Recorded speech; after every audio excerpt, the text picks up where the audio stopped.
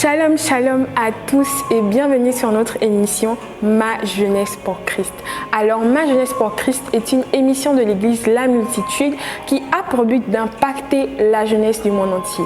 Comment est-ce que vous allez? J'espère que vous allez bien par la grâce de Dieu. Nous allons toujours super bien grâce à Dieu sur notre merveilleux plateau. Bienvenue encore sur cette émission et notre thème de ce matin est comment faire pour que mon année compte en tant que jeune. Alors, je rappelle que Ma Jeunesse pour Christ est une émission où nous partageons des thématiques pour la jeunesse afin d'édifier les jeunes, croyants ou pas. Donc, je t'invite à t'abonner sur notre chaîne YouTube Multitude TV, mais aussi sur notre page YouTube Multitude Church of All Races afin de ne rater aucune prochaine vidéo et de pouvoir suivre d'ailleurs les vidéos que nous avons déjà faites précédemment qui sont tout aussi édifiante. Comme je le disais tantôt, notre thème est comment faire pour que mon année compte en tant que jeune. Assurément, tu vas te demander, compte en tant que jeune, qu'est-ce que tu veux dire par là? Compte en tant que jeune, c'est simplement comment faire pour que mon année réussisse, comment faire pour que mon année soit excellente en tant que jeune. Je vous assure que moi également, j'ai un peu eu du mal à comprendre le thème au début, mais avec l'aide du Saint-Esprit, j'ai pu comprendre et j'ai pu capter ce qu'il avait à dire. Et je prie d'ailleurs que tu disposes ton cœur ce matin parce que ce n'est pas un hasard que tu sois sur cette vidéo, c'est bel et bien parce que Dieu a quelque chose à te dire, a quelque chose à dire à toi, toi qui es jeune et qui me regarde, toi qui es je ne sais où dans le monde, mais je sais simplement que Dieu a quelque chose à te dire. Alors ne sois pas distrait. Pour ces quelques temps, s'il te plaît, accorde à Dieu ton attention. Comment faire pour que cette année réussisse? Comment faire pour que cette année soit excellente en tant que jeune? La première chose que tu dois faire, je tiens à préciser que c'est la partie 1. Donc il y aura une partie 2, que tu ne dois pas rater d'ailleurs. Donc la première chose, c'est de faire un bilan, de faire son bilan de l'année passée. Assurément, l'année 2022, tu t'es fixé 1000 objectifs. Combien d'objectifs tu as atteint cette année? J'aimerais que tu t'asseyes un moment et que tu essaies de voir, de te dire, bon, assurément cette année, je passais un examen, je ne sais pas de quoi il s'agit. Assurément, c'est pour l'année 2022, je passais un examen. Pour l'année 2022, j'avais des projets. Pour l'année 2022, je voulais aller dans tel ou tel pays. Bon, qu'en est-il? Aujourd'hui, je t'invite à t'asseoir et à faire premièrement ton bilan. La Bible dit dans Proverbe 16, verset 20, que celui qui réfléchit sur les choses trouve le bonheur. Celui qui réfléchit sur les choses trouve le bonheur. Donc, ce serait tout aussi bénéfique pour toi de prendre un temps pour faire ton bilan de l'année 2022 afin de ne pas refaire les mêmes erreurs que tu as faites en 2022 en l'année 2023. Si ce bilan s'avère négatif, alors je t'invite à premièrement à ne pas perdre espoir. La Bible dit dans Proverbe 15, verset 13, qu'un cœur joyeux rend le visage serein, mais quand le cœur est triste, l'esprit est abattu. Quand le cœur est triste, l'esprit est abattu. Assurément, tu t'es fixé 1000 objectifs, comme je pouvais le dire au départ, et tu n'as pas pu atteindre ces objectifs. Tu n'as même pas pu atteindre la majorité de ces objectifs pour je ne sais quelle raison, mais ne perds pas espoir. Ça me rappelle d'ailleurs le témoignage d'une de nos sœurs à l'église La Multitude qui avait, procédé à des démarches administratives. Mais ça n'avait pas marché. Donc, elle s'était investie moralement, financièrement. Elle avait tout donné. Elle s'est appuyée simplement sur ses forces et au final, cela n'a pas marché. Et l'année suivante, lorsque Dieu a maintenant donné son accord, lorsque ça a été le temps de Dieu et qu'il a dit cette année, refais les démarches, son cœur était tellement triste et elle avait perdu vraiment l'espoir qu'elle a, elle a mis du temps avant de faire ce que Dieu demandait en fait. Elle a tiqué un peu, elle a un peu douté, elle avait des craintes parce qu'elle a regardé à ce qui s'était déjà passé, au fait qu'elle s'était déjà donnée financièrement, moralement et qu'au final ça n'avait pas marché. Mais gloire à Dieu, aujourd'hui, elle a pu faire ses démarches administratives et au final, ça a réussi. Donc, simplement pour te dire que si tu as déjà un esprit abattu, Dieu ne pourra rien faire avec toi. Peu importe les millions et les milliers de choses excellentes qu'il a pour toi, si ton esprit, si ton cœur est abattu, Dieu ne pourra rien faire avec toi. Alors reprends l'espoir et garde l'espérance. La Bible dit que maintenant, 3 choses demeurent: la charité, l'espérance et la foi. Alors garde l'espérance, garde l'espoir et relève-toi, souris simplement. Deuxièmement, si ton bilan est négatif toujours, alors je pense que tu n'as pas forcément mis Dieu à la place qu'il fallait. Ou alors tu ne l'as pas mis à la place qu'il voulait. À ce moment, tu te dis, bon, tous les dimanches, je pars à l'église, bon, je prie chez moi, bon, je fais ceci, je fais cela pour Dieu. Le matin, je me lève, je prie. À midi, je fais le signe de croix avant de manger. Le soir, je fais le signe de croix avant de dormir. Mais est-ce que c'est véritablement ce que Dieu attend de toi? Est-ce que c'est vraiment cette place que Dieu demande à avoir dans ta vie?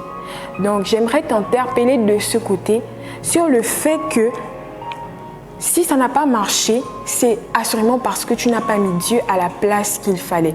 Tu as mis Dieu à la place que tu voulais, mais pas forcément à la place où lui, il veut être. La Bible dit dans Proverbe 3, verset 5, que confie-toi en l'Éternel de tout ton cœur et ne t'appuie pas sur ta propre sagesse. À ce moment, tu vas compter sur ta propre intelligence. Tous les 3 heures du matin, tu te réveillais, tu étudiais pour ce diplôme, tu te donnais à fond pour ce projet, tu as mis toutes tes économies, tout ton argent de poche que tes parents te donnaient, tu as mis cela dedans. Vraiment, tu ne dormais plus, tu ne sortais plus, tu ne faisais plus rien avec tes amis, tu as laissé toutes ces choses-là et tu te focalisais seulement sur cet objectif-là, mais tu ne l'as pas atteint. Pourquoi? Parce que tu n'as pas mis Dieu à la place qu'il fallait. Parce que tu as compté sur ta propre sagesse. Parce que tu as compté sur ta propre force. Et Dieu t'interpelle en te disant, c'est moi qui fais grâce à qui je veux. C'est moi qui fais grâce à qui je veux. Et tant que je ne suis pas à la place où je dois être dans ta vie, eh ben, rien ne pourra avancer. Parce que Dieu a des projets merveilleux pour toi, des projets inimaginables pour toi. Mais si et seulement si tu ne prêtes pas attention, si tu n'es pas sensible à ce que Dieu veut, si pour toi Dieu est un mythe, Dieu est en haut et toi tu es ici en bas, donc tu fais comme tu veux, sois-en sûr que rien ne pourra marcher.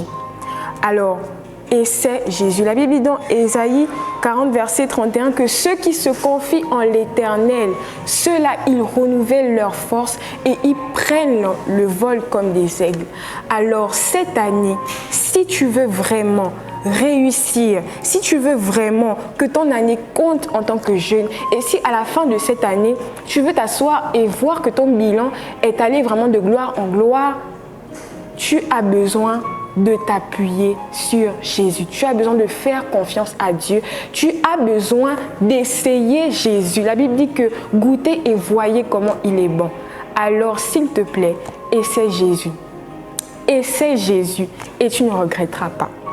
Alors, pour toi qui as assurément un bilan positif, gloire à Dieu. Je rends toute la gloire à Dieu de ce que tu as pu atteindre tes objectifs, tu as pu atteindre disons la majorité des objectifs que tu t'étais fixé pour cette année, mais j'aimerais te demander, est-ce que tu as glorifié Dieu? Est-ce que tu as glorifié Dieu? Et même si tu as glorifié Dieu, est-ce que tu l'as glorifié comme il voulait?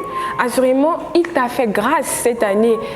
Tu as atteint tes objectifs, tu as ouvert cette entreprise que tu voulais tant ouvrir à 19 ans et puis voilà, tu as fait 100 millions de chiffre d'affaires mais tu n'as donné que 10 000 à Dieu. Est-ce que tu penses vraiment que c'est ainsi que Dieu veut que tu le glorifies? Je ne sais pas. Donc, je ne sais pas et je ne pense pas.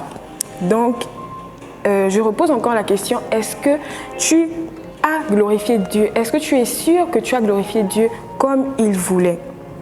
Parce que Dieu fait grâce à qui il veut. Et si aujourd'hui tu peux te réjouir de ton bilan positif, c'est simplement parce que Dieu a voulu te faire grâce et il t'a fait grâce de tout ce que tu as pu atteindre cette année. J'aimerais qu'on prenne le livre de Luc, chapitre 12, à partir du verset 16 au verset 21. La Bible dit « Et leur dit Et il leur dit cette parabole. C'est Jésus qui parle. Les terres d'un homme riche avaient beaucoup rapporté. Et il raisonnait en lui-même, disant, que ferai-je, car je n'ai pas de place pour serrer ma récolte, Voici, dit-il, ce que je ferai. J'abattrai mes greniers, j'en bâtirai de plus grands. J'y amasserai toute ma récolte et tous mes biens. Et je dirai à mon âme, tu as beaucoup de biens en réserve pour quelques années. Repose-toi, mange, bois et réjouis-toi. Mais Dieu lui dit, insensé, cette nuit même, ton âme te sera redemandée.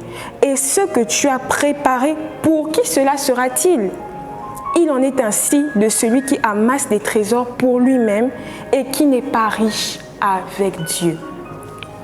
Ah, sûrement tu as eu ton bac cette année, tu as eu ta licence cette année, ce projet que tu avais tant à cœur, tu l'as accompli cette année. Mais si Dieu te demandait ton âme cette année, qu'en sera-t-il? Voilà la parabole de cet homme-là qui avait un grand champ, disons de maïs, parce que moi j'aime le maïs. Donc un grand champ de maïs. Mais il s'est rendu compte qu'il n'avait qu'une petite case pour ranger. Et il s'est dit, bon, mon champ est tellement immense. Qu'est-ce que je peux faire? C'est à ce qu'il a pensé premièrement. C'est comme ça qu'il a raisonné premièrement. Il ne s'est pas dit, merci Seigneur, gloire à Dieu, mon champ est immense. Qu'est-ce que je peux faire? À qui puis-je donner pour rendre la gloire à Dieu? À quel prophète je peux rencontrer? Quel pasteur? Quel orphelin je peux rencontrer? Quelle veuve je peux rencontrer afin de rendre la gloire à Dieu? Afin. Non. Il a pensé à son intérêt et il s'est dit, bon, la case là, c'est trop petit.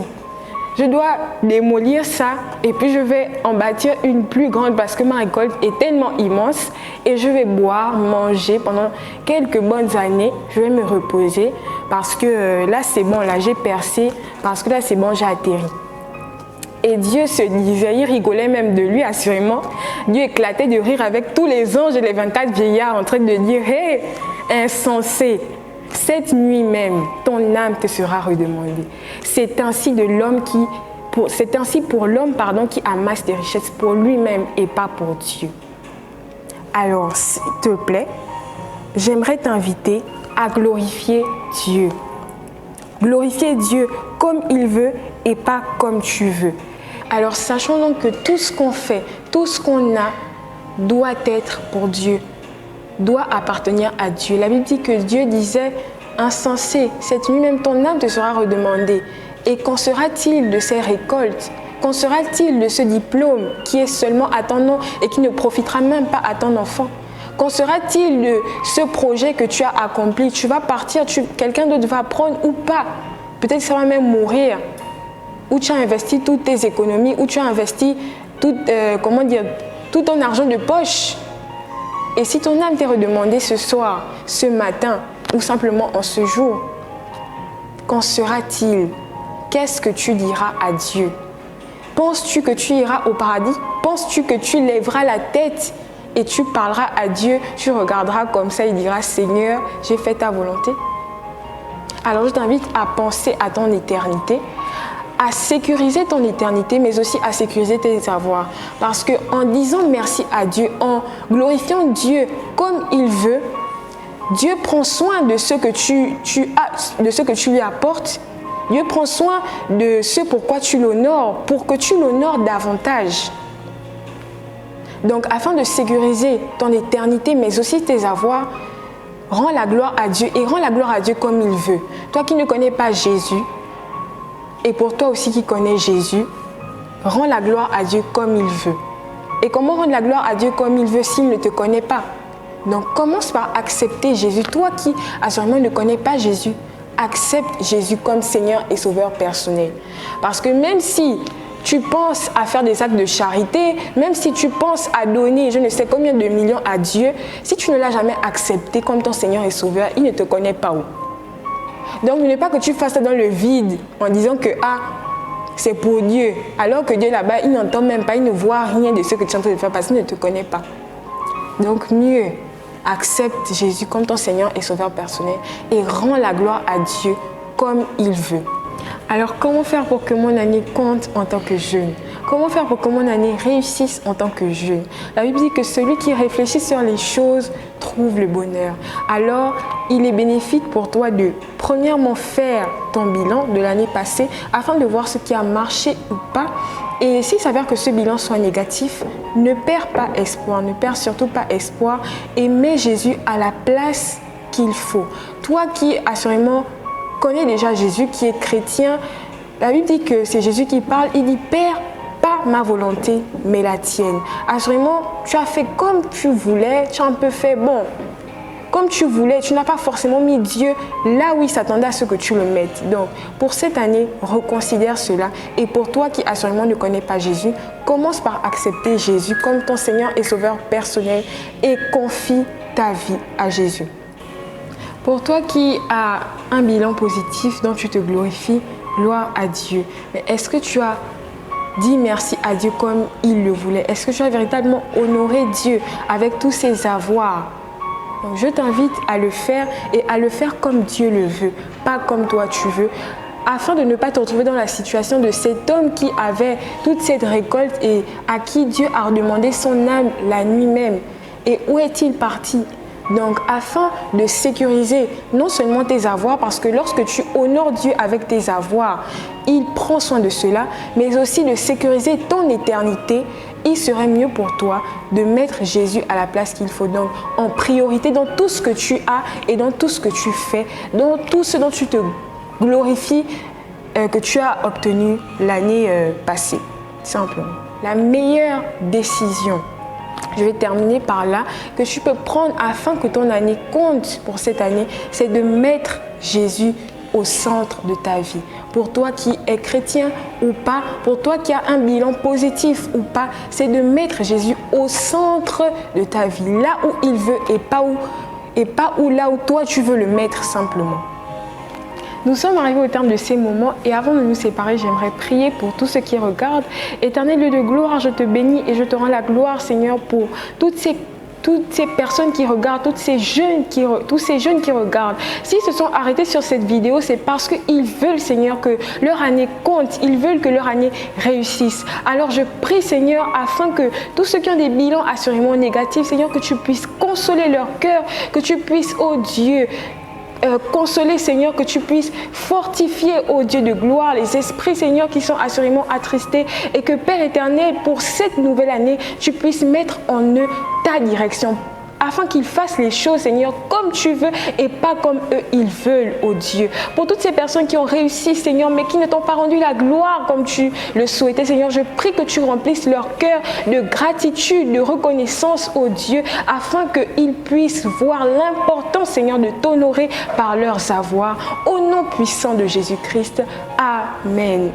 Alors, je rappelle un point qui est majeur et très important pour toi qui as réussi ton année et pour toi qui ne l'as pas réussi, il est important pour toi d'accepter Jésus comme Seigneur et Sauveur, de considérer Jésus et de le mettre à la place qu'il veut dans ta vie. Que tu sois chrétien ou pas, mets Jésus à la place qu'il veut dans ta vie. Alors nous sommes arrivés au terme de ces moments, je me répète encore et j'espère que la vidéo t'a plu. Je t'invite à liker, commenter et partager. N'oublie pas de laisser un commentaire, c'est toujours très important et ça fait toujours plaisir. Et abonne-toi sur notre chaîne YouTube Multitude TV pour ne rater aucune autre prochaine vidéo.